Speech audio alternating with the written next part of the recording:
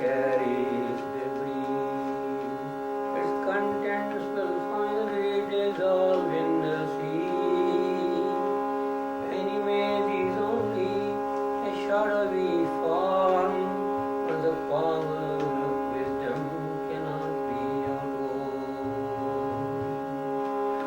Break through your prison, break through your mind,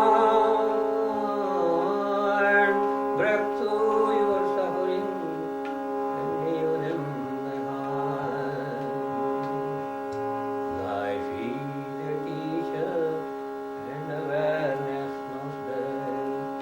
In even listening and learning, let thought come to rest. For the mind is a prison, for the spirit roam. We awaken from slumber with truth hitherto.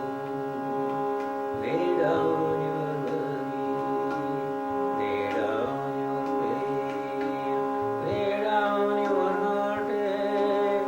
You can love again, you can love again. Lay down your worry, lay down your pain, lay down your heartache. You can love again, you can love again, you can love again, you can love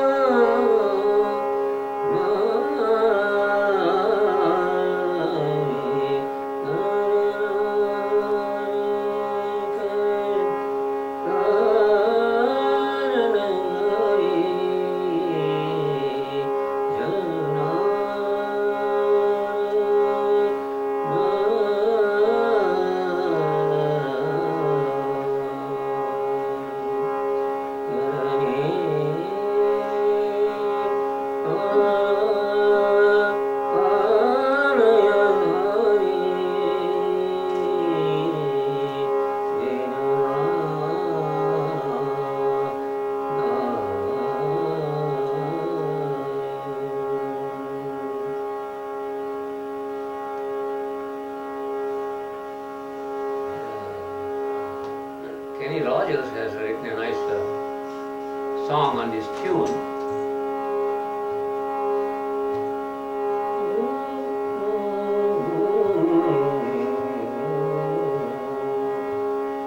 Write your name across my heart. Write your name across my heart. Oh my love, oh my love, oh my love. This only I know, okay? This one. The phenomenal world is the birth of any birth. It may be an animal birth, a human birth, or a birth of a plant, anything that manifests. That is considered to be a glorious episode in the phenomenal world. Because that's an act of serenity of the divine grace. You know the word serenity, right? What it means. What it means. It has got a lot of meaning. It comes from the Latin root serenus. It means bright brilliant, unclouded, clear, serene, And that means calm and quiescent, equilibrated, phenomenal aspect of the divine. So, everybody tries, in every philosophical terms, we use many words in philosophical terms. Words, last time we had sacrifice, and before that we talked about what? Compassion.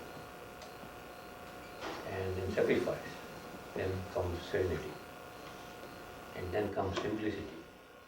See, all these are words.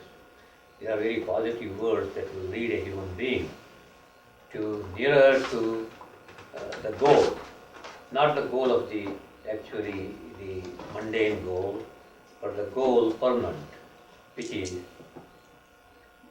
rolling towards the divine intelligence and understanding it not as an aspect of the divine, but as the divine itself. Our concept of this world is according to our own thought system. And what provokes that concept of the world is our experience gained through that thought system and through our mingling with the world and dangling with it and entangling with it and getting caught up with it. That's how our experience comes. Our experience comes from that. But the real experience of a human being is considered to be the experience that the inner self experiences at odd times, not at all times, but at odd times. And that experience is something very sacred and divine, because the odd time we think of the divine, not all the time. At odd times we think of the divine. When we are at odds with something, we talk of the divine. When you are face to face with something, some danger, some fear, we talk of the divine. So odd times we talk of the divine. So divine has become an odd entity to us. Right? Odd times we think about it. Right? Odd times. And even sometimes in the night, when you have a terrific dream or some kind of a sweating dream, dreams are not always inspiring, you must know that, because they generally do not become true in the usual life. So they are not inspiring in that sense. But you have a lot of odd dreams, right? And it comes from an odd consciousness, right? Not from a serene consciousness, not from a simple consciousness, not from even a serene unconscious or a noble unconscious or a whole unconscious. It doesn't come like that. It comes when the consciousness which experiences the worldly activities and distorts it to some extent in our day-to-day life, and in the night when you sleep, it tries to enter the unconscious, and when it tries to enter the unconscious, it does that act unconsciously. Not consciously, it doesn't do that. Unconsciously it's there. And when it does it unconsciously to enter the unconscious, then actually it distorts the very act of entering the process of entering into the unconscious. It distorts it. Because from a dense situation to a calm situation when you go, you distort it. And you call it chaos. See, when it does that, we have a different experience in dreams and other things. Therefore, the dreams do not become true all the time. But when there is a serene approach to the dream, a serene approach to life, that means a calm and quiescent approach, calm and quiet approach to life, then you see you have insight into life, and that insight is clear and unclouded. That's what serenity means. Okay. And this state of serenity can come only through a constant effort to meditate. Not like the Eastern or Western system. Meditation has actually no system. It's your own system. It doesn't have a system at all. We take from some books or some gurus and everything, say, I have learned this system. This is Mahesh Yogi's system. This is called transcendental meditation. Right? Then we take somebody else's, we call it this Buddhist meditation or Zen meditation or Hindu meditation. Meditation has no division at all. It is arbitrary division we have made in the world because we are biased towards different religions and different ancient thoughts. We are biased about ancient thoughts. And because we call it unscientific, because they are so scientific. And now, they have gone to this, not actually physically, but they are mentally in Mars. We are all mentally in Mars, you must know. Right? And that's a very serene experience. Even though it's odd things, you don't know what they are. They are odd things. And then we think of God. Even a scientist was telling yesterday, even when there was meditation some years ago, he followed some Hindu meditation. He saw this actually, what they are seeing now, he saw these twin peaks and all those things. In meditation. Because they are thinking of Mars for the last 10 years or something like that to send something on Mars and find out what it is. And ancient times, the people have gone to Mars mentally, not physically. Mentally they have gone to Mars and found what it is. And they have really described Mars and all the planets they have described, not only just Mars. And when the scientists now try to go through a mental process, you see, this is the extension of the mind of the scientific system. All the gadgets they have sent, the rover and all those things. And it's very amazing to see that, I tell you. So, to see that, you feel very serene. See, you feel serene because it's if you think it in different terms, it's an impossible job. To manipulate everything from Earth. Some 309 million miles away. To manipulate from Earth. It's so amazing, right? So you become very serene when you know that. How amazing it is. So that where it comes from, the serenity. The mind is serene. So it comes from the serene mind. Because it is so quiet, even though it is very active in thinking about all these gadgets and how to put it together and all those things. It comes from where it comes from. It comes from the calmness of profundity. It comes the calmness of serenity. It comes from the quiet mind, which is, even though it appears very active, when the mind is working at its best, when it is really active, the brain is silent. It's not a product of the brain, but it's a product of the mind. The whole is going on is a product of the mind. And that mind is a serene mind. The brain is very active in the sense, to put this thing together, that thing together, that screw here, this. All those things is very active. But the mind, which overlooks from the vantage point, is serene. And it draws out the energy of the brain into a flowering, profound, progressive act. So that's what is happening. So, see, the serenity has a lot of meanings. The main meaning is clear, unclouded, and forthright, righteous, and not vindictive. That's what serenity means. And these are actually ancient people attributed these qualities to the divine mind. And do you think that the human mind, which is connected to the brain, is doing all this wonderful work? No. It's the serene mind that is connected to the divine that is doing all this wonderful work. Because it is in the mind, it is not elsewhere. That's where it comes from. It is in the mind. A mind has a circle, mind has a square, mind has a triangle, mind has a rectangle. Everything, all the shapes are in the mind. Right? All those things you put together. So everything is in the mind. So that great mind which knows no time, no space, which is beyond everything that we think of, which is the act of the chemical brain. We go beyond and transcend ourselves in excellence of being a human being in the real sense. We transcend ourselves. So this is an act of transcendence. An act of transcendence, right? Science, if you think, because in the Indian old philosophies, they have talked about science more than anybody else, not the present one. They have talked more than this. Science, that's called Vijnana.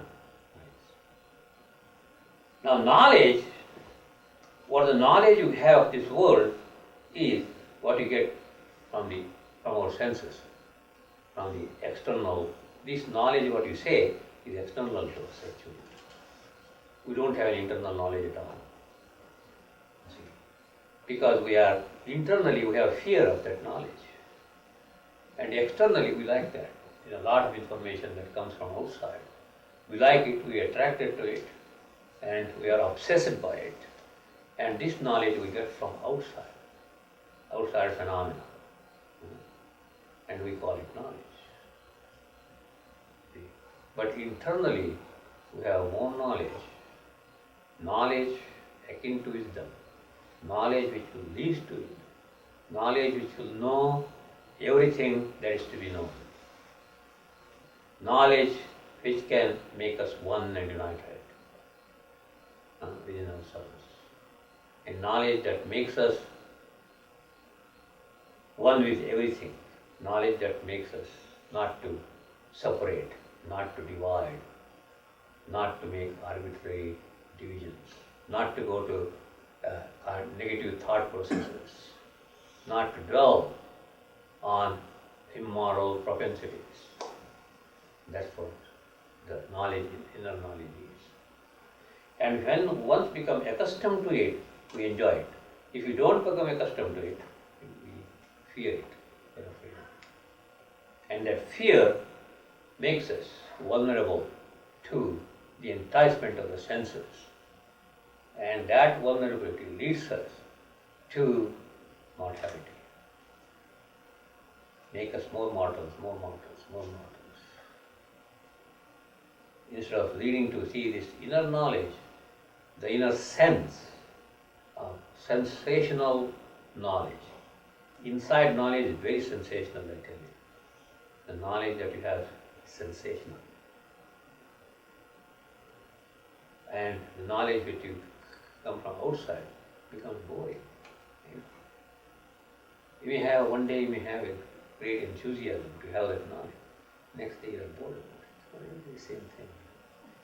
But inside there is no routine. It is vast. It is unlimited. There is no limitation there. But we are afraid of the limitlessness of ourselves. We are limitless. We are afraid of that limitlessness because we cannot have control over it. We cannot have authority over it. We cannot say, do this and do that. We cannot say that because it is beyond you. Even though it is yours, it is beyond you, beyond the I, beyond the self. So because that's where the centrality of that truth is unity. That's unity. So when you once come in touch with that eternal spark, that sparks everything, when you once come into touch with that, you enjoy it. That's what they call the bliss. That's what bliss. And bliss is the serene approach to life. It is serenity, exploding in splendors. And so that's what comes out and blossoms into all these things. That's what God's serenity has blossomed into all this universe. See, this is a great blossom. This whole universe is a great blossom. And we are on each petal of it. So it has got now 5 billion people, it has got 5 billion petals. If it increases, if you become 10 billion, it will have 10 billion petals. So it's always eternally growing and blossoming flower we call the universe, which is the serene aspect of God or the Creator, or the serene aspect of that energy which cannot be polluted, which is beyond pollution. But we like pollution. See, that's our mind has become not the mind. It's that what you call our mind is a pollutant. See, it needs some kind of a detergent or something. Non-pollutant to eat like this. So it's a pollutant. See, and there we like that. We like the pollution. We like to accumulate all the garbage and go to the dump. We like it. That's our system. That has become a system.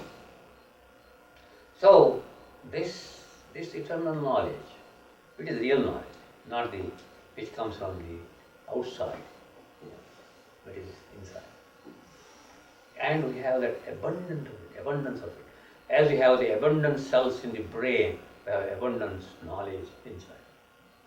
So we are not short of any knowledge, I tell you. We are not short of any knowledge. Anything you bring from inside, you will know instantly, clearly. That's what you call the insight, inner sight. And it is always unclouded and clear if you keep your mind serene, sublime, sustainable, and approachable and usable. So that's the beauty of the serene life, or serenely adventurous life into the eternal. It's great adventure, I tell you. It's great adventure. And so beautiful it is, And this adventure is inexhaustible. See, every moment you have that experience, inexhaustible. And there is not a repetition in that knowledge. It's always expanding. There is no limitation at all. So it will not repeat. Now, the experience of this moment will not repeat next moment. It's the different. Therefore, it's called bliss. But people, do not like this kind of bliss. You want to build out of this bliss, right? Because it is too scary, right? Too scary. What I will do when I have this bliss? God, it is so scary.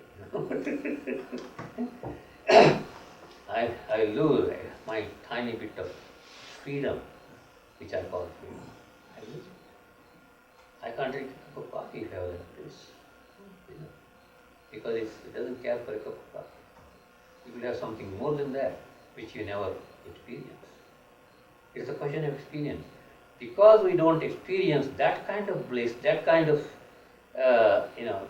eternal touch with the life itself, we want lesser than that. We go for lesser than that. If I don't have $10, well, I can have $5. That's fine.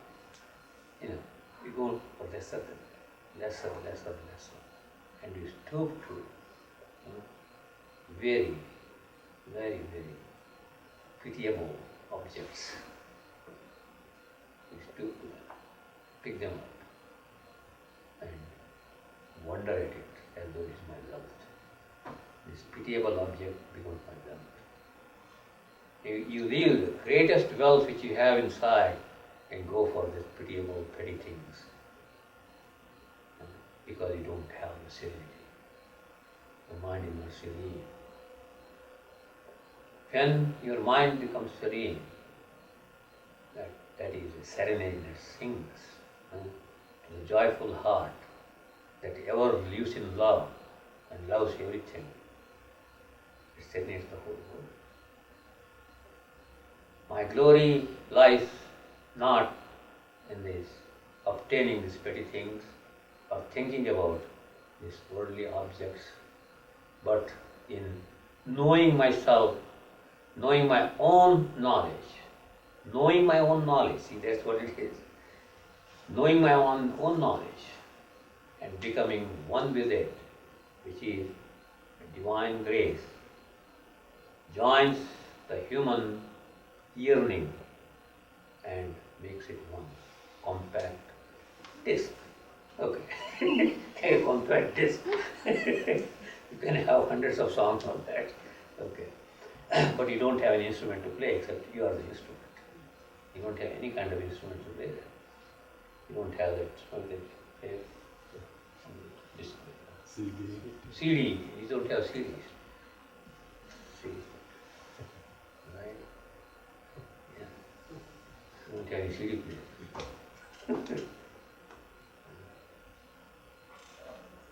That's it. That's what it is, huh? That's what serenity means. And that everyone should have this. Yeah.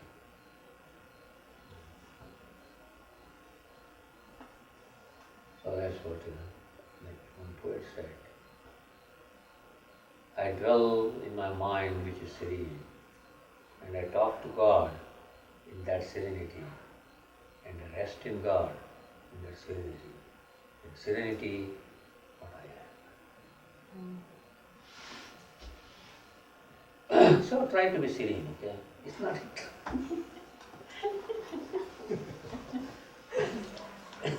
So serenity is detachment also. You must know you detach from all those things. Serene.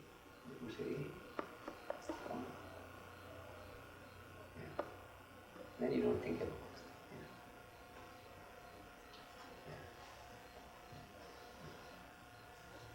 So if you don't have serenity, you cannot be righteous. They all go together. They are so interlinked, those things. If you are not serene, you cannot be righteous.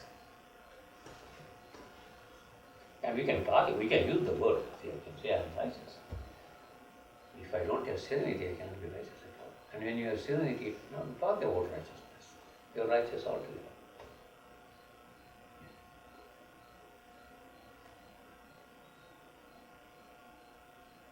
Therefore, all these preachers, modern day preachers, are not serene. That's what they talk about all day. You know. Yeah. Ethics is for those who are not serene. So, serenity is my law, praise God. And if you are serene, you have me. Not only you have me, you are myself. Yes. Huh? Good, huh?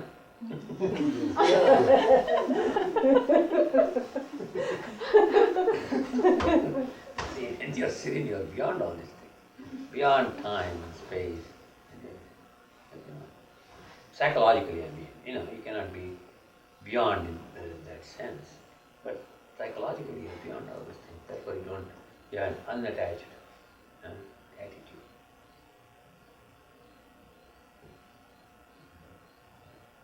And the unattached attitude, and you earn God's gratitude. Let alone humans, you earn God's gratitude. Now see, you take up the animals. They have a gratitude for you all the time because you are serene towards them. You're serene. You're serene. You may not know it. That's not it. You always say, yeah, I love my dogs, I give them food, and they love me, and we say that all those things. But without the real feeling it, knowing the connectedness. There is a connectedness of serenity.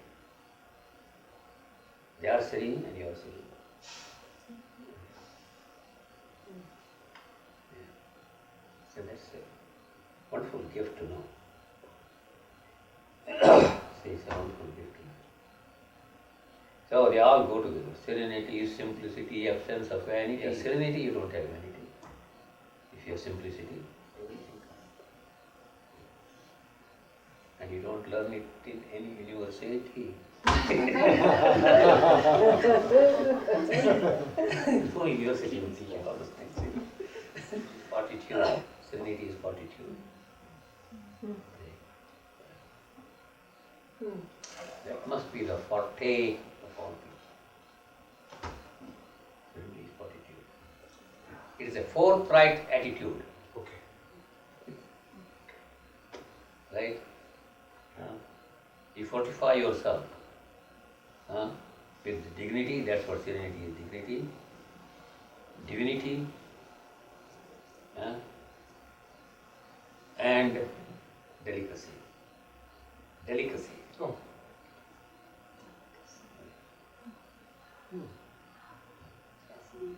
Very delicate, huh? And delicacy is sensitivity. Right? That is sensitivity, delicacy.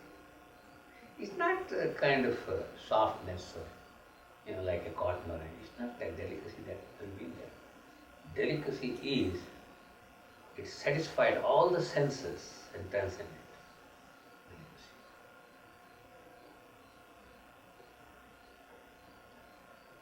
So if a person says he is delicate, that doesn't mean he is weak. It doesn't mean that person is weak. Right? That means that person is very sensitive. Right? And you think about all those things. It's very nice to think about it. Then you will enjoy the delicacy of thought. Not run away from the roughness of it. Enjoy the delicacy. It should be sensitive.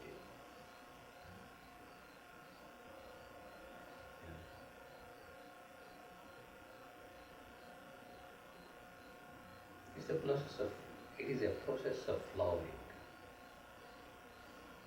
How delicate is that?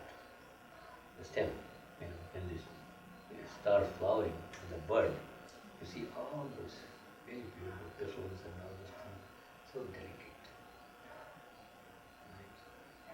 The beauty lies in the delicacy. Now see a butterfly, how fragile is that? Its wings. If you touch them, they will just crumble. But the delicacy is so delicate. That's why it's so good. The petal of a flower is so delicate. That's why it's so beautiful. But it can withstand the wind and storm. All those things they withstand instead of with their delicacy. They withstand. They are fortified with delicacy. Yeah. It's a very fortunate attitude to have a delicate attitude.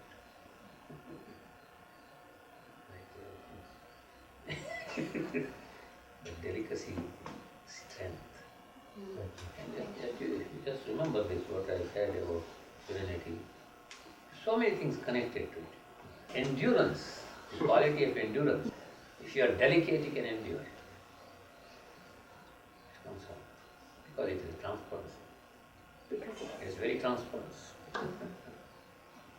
Then the endurance is very easy for a delicate mind, a delicate heart.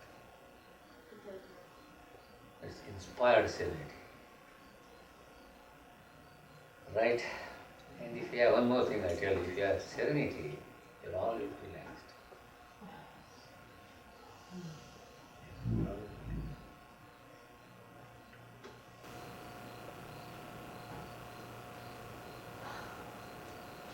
Okay, now what is benediction?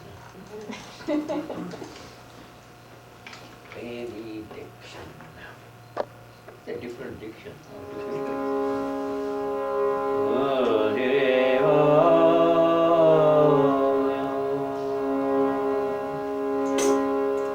Swastirastu jagata